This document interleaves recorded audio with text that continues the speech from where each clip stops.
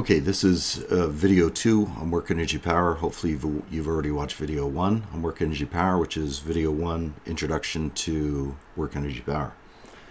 So I posted a question here that says, what size immersion heater is needed to raise 25 kilos of water from room temperature of 20 degrees to its boiling point of 100 degrees? How much current would this draw if it was 240 volt rated?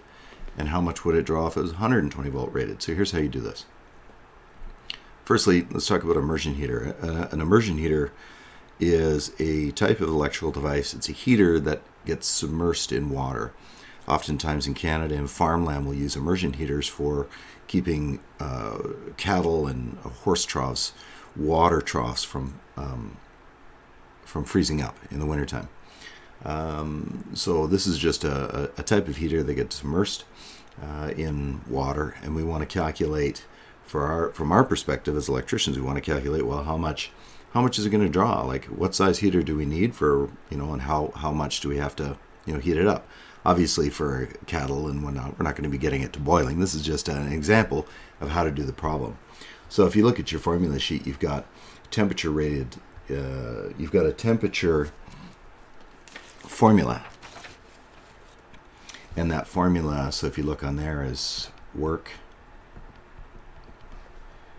is equal to K times M times delta T. So we know that K is a proportionality constant, which is, so K is 4,185 joules. And M is the mass in kilos. So let's take a look. So let's take a look and mine this from information. So we got 25 kilos of water. Okay, so that's our mass.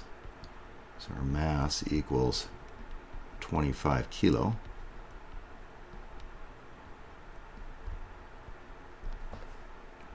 We know our K.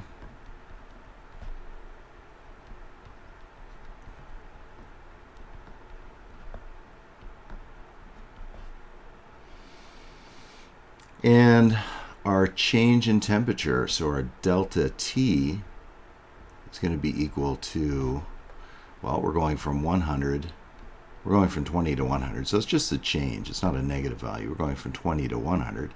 So that's our delta T, which obviously is going to be 80. So if we do that, we go, okay, let's take a look. So how do we rate heaters? We rate them in watts. And watts is power. So we say, okay, well, power is equal to work in joules over time in seconds. So do we know work? No. So we have to calculate work. We have to calculate work like this. So we say, okay, well, work is equal to K times M times delta T, which is going to be equal to 4,185 times my mass, 25 kilograms, times my difference in temperature, which is going to be 100 minus 20, so I'm just going to call that 80. So in joules, we end up with 8,370,000 joules.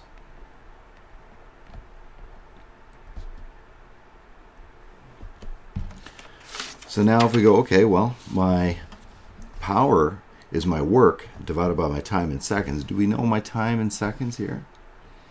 Room temperature is boiling point 100 degrees. How much would this draw? So I don't think I put the time in seconds. So we're going to say in 2 hours. We're going to say 2 hours because I didn't put that in there.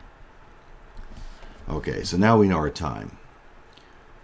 So how much would it draw in 240 volt? We'll get to that. So we now know our time.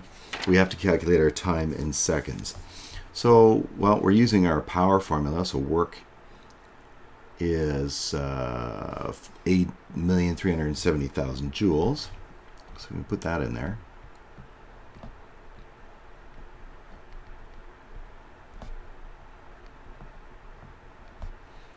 Divided by my time in seconds, and I know I've got 2 hours times 60 minutes per hour times 60 seconds per minute.